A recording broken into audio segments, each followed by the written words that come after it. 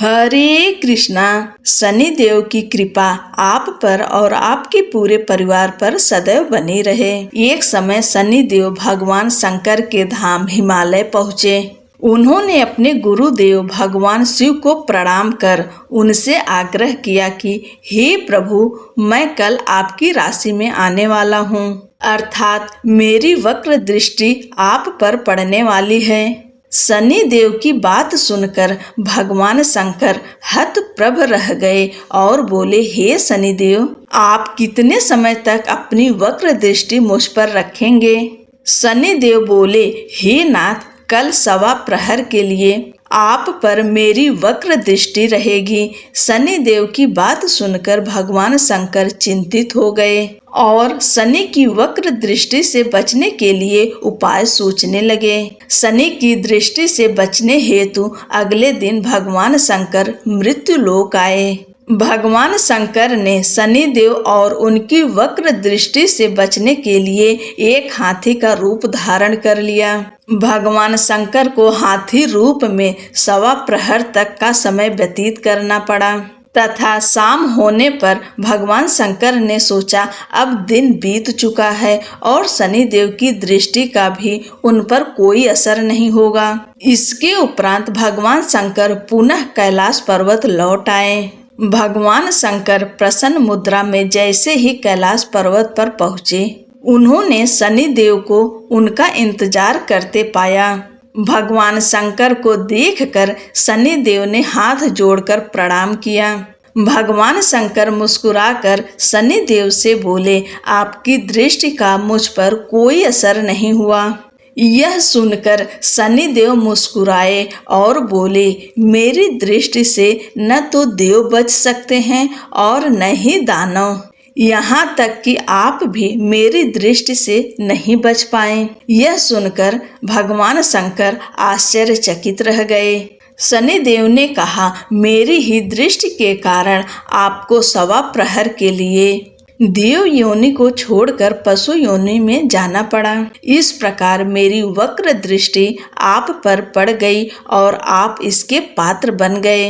शनि देव की न्याय प्रियता देखकर भगवान शंकर प्रसन्न हो गए और शनि देव को हृदय से लगा लिया। एक कथा के अनुसार भगवान श्री गणेश भी शनि देव की नजर से नहीं बच सके थे और उन्हें भी शनि की वक्र दृष्टि का सामना करना पड़ा था। ब्रह्म वैवर्त पुराण के अनुसार माता पार्वती ने पुत्र प्राप्ति के लिए पुण्यक नामक व्रत था, जिसके फलस्वरूप भगवान विष्णु ने उनके गर्भ में बालक रूप में जन्म लिया। जन्म के पश्चात सभी देवी और देवता शिव पार्वती को बधाई देने और बालक गणेश को आशीर्वाद देने के लिए बारी बारी से उपस्थित हुए, परंतु शनि देव ने बालक गणेश को न तो देखा और न ही उनके पास गए। माता पार्वती को यह बात अपने पुत्र का अपमान लगी और वो रुष्ट हो गईं। दरअसल पार्वती जी को शनि देव की पत्नी द्वारा दिए गए श्राप के बारे में पता ही नहीं था। उनकी दृष्टि पड़ते ही हानि हो सकती है।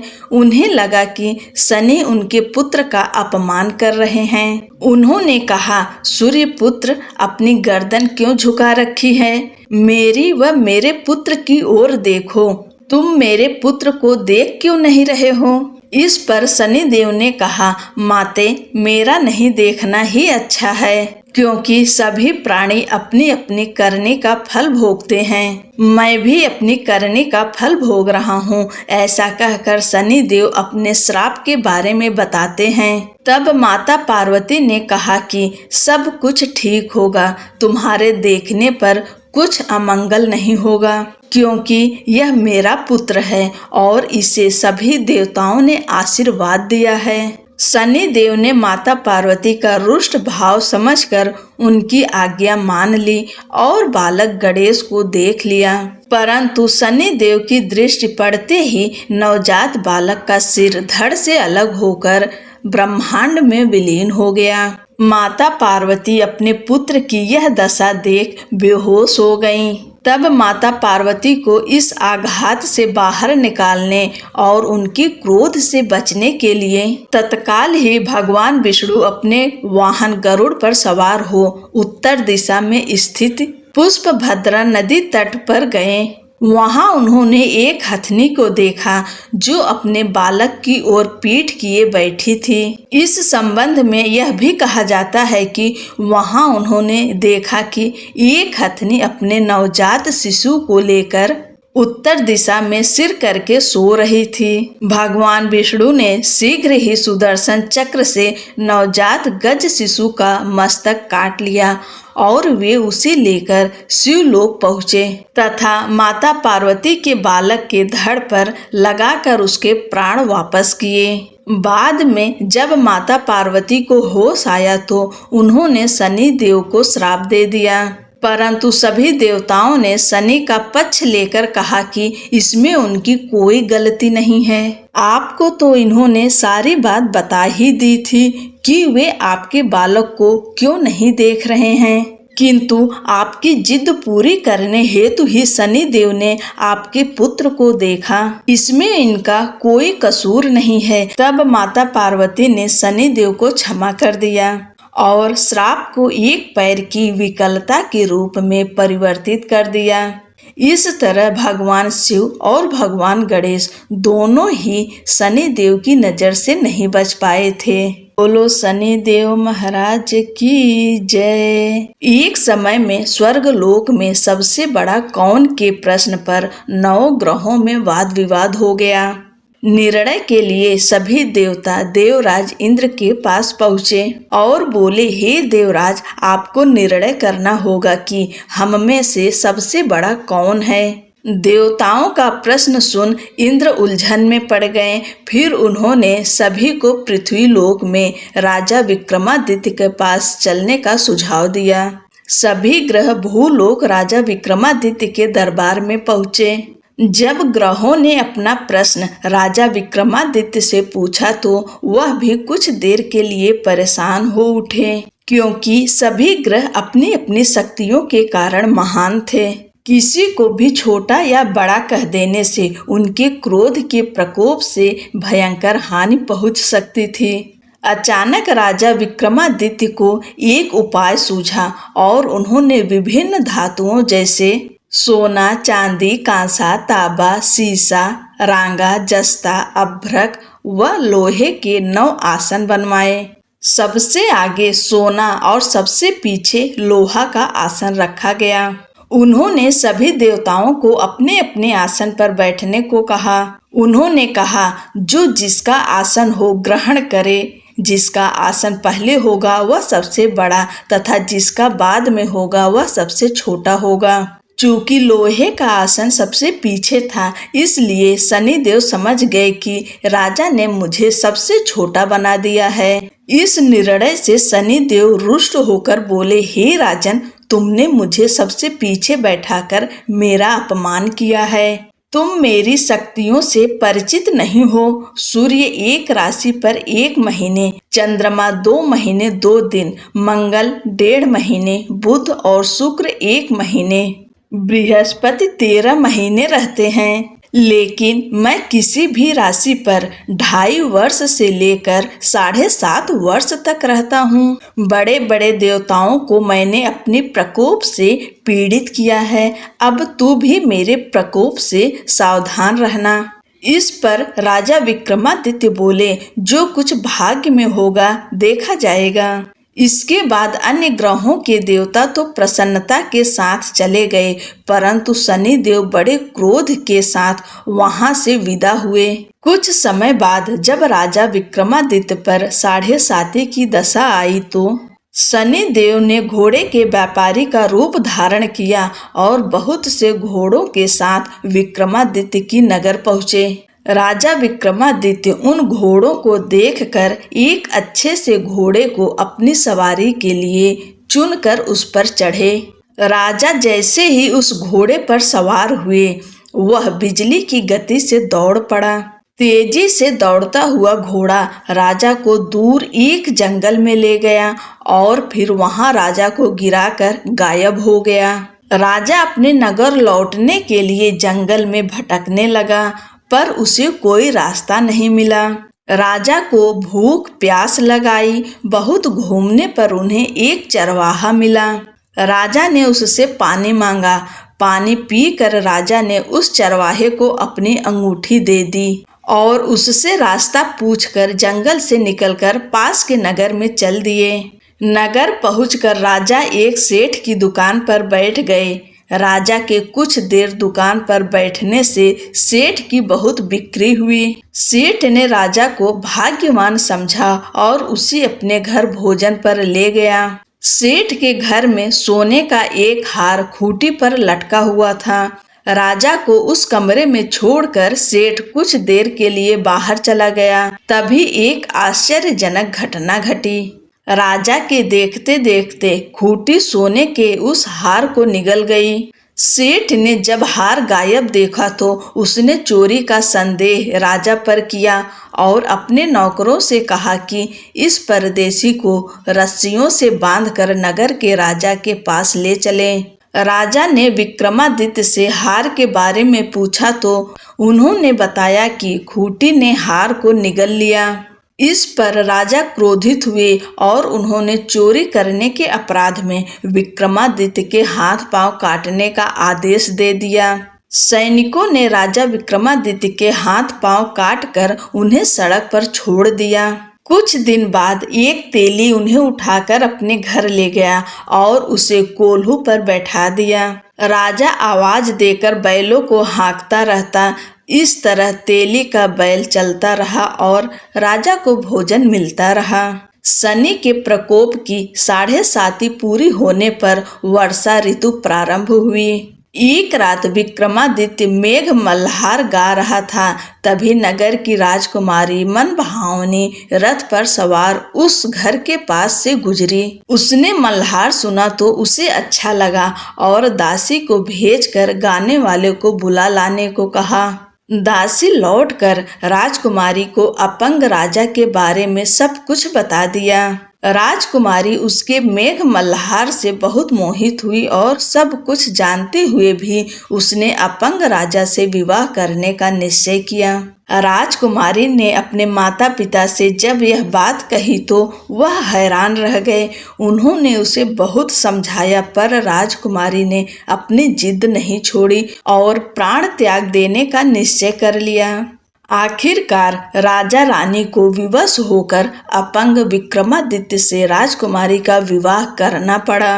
विवाह के बाद राजा विक्रमादित्य और राजकुमारी तेली के घर में रहने लगे।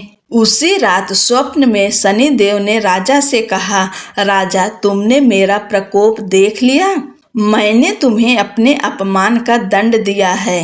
राजा ने शनिदेव से क्षमा करने को कहा और प्रार्थना की, हे शनिदेव, आपने जितना दुख मुझे दिया है अन्य किसी को न देना।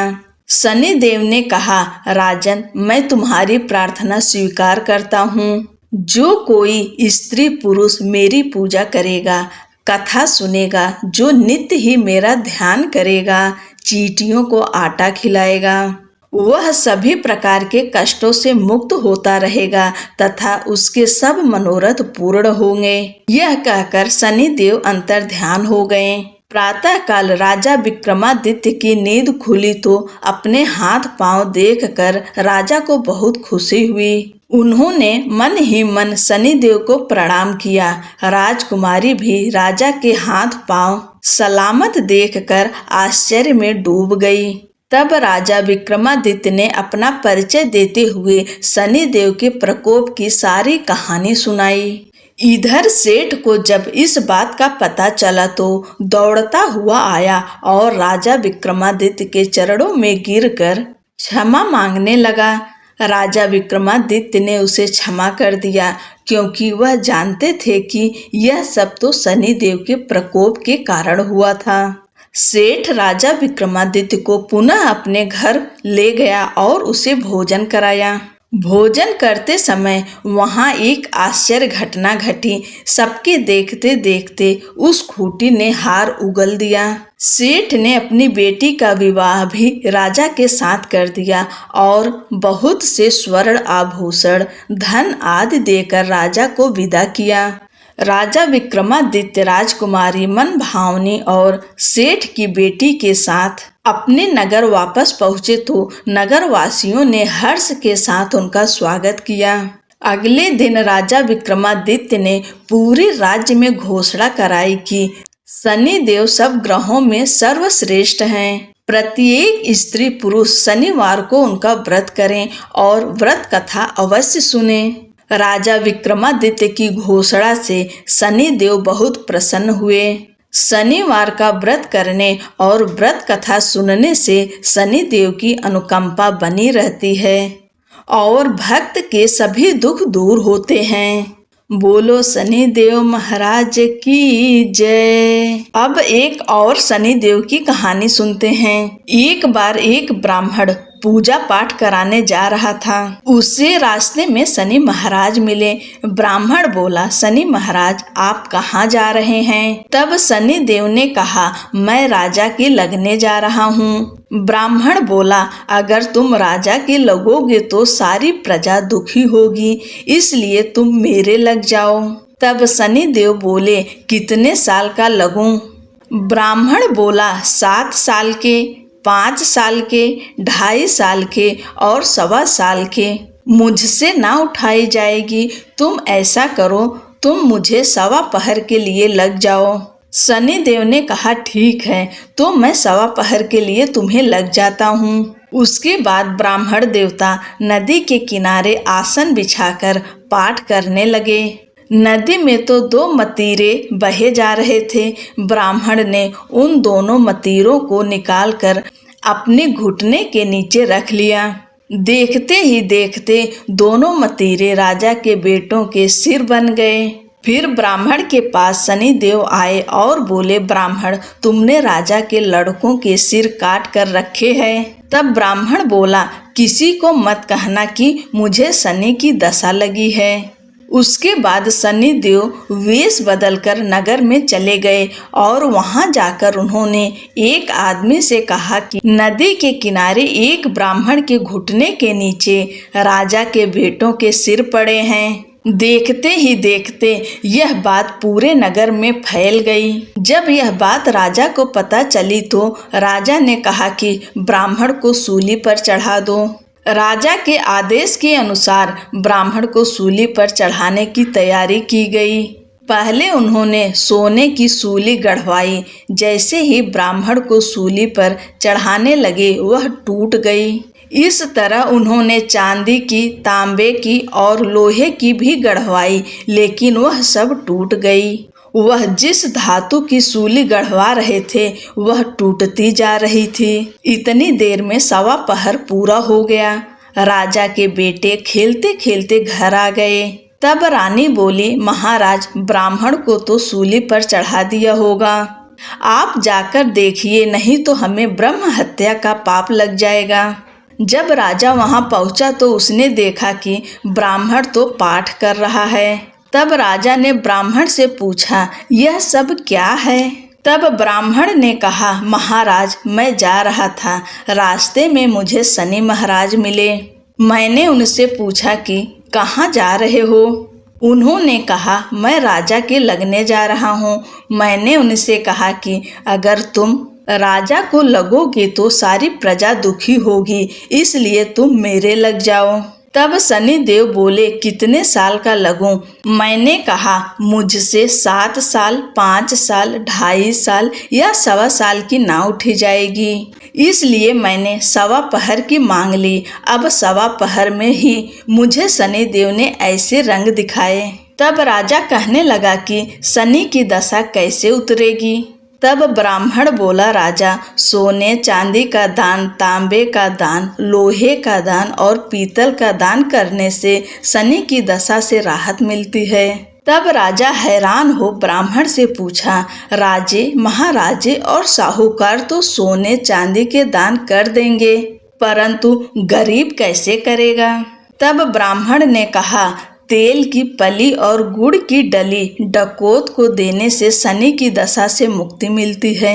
7 बार पीपल में जल चढ़ा दो और कहो कि शनि देव का सोटा कभी न आवे टोटा, शनि की घड़ी ले 70 बला टली। 7 बार पीपल में जल चढ़ा दो तो सारी बला टल जाएगी। ब्राह्मण की बातें सुनकर राजा ब्राह्मण का धन्यवाद करके वहां से चला गया। फिर तो राजा नियमित रूप से हर शनिवार तेल, गुड़ और सामर्थ्य के अनुसार दान आदि करना शुरू कर दिया। इस तरह से ब्राह्मण की सूझबूझ से राजा के बेटों की जान बच गई।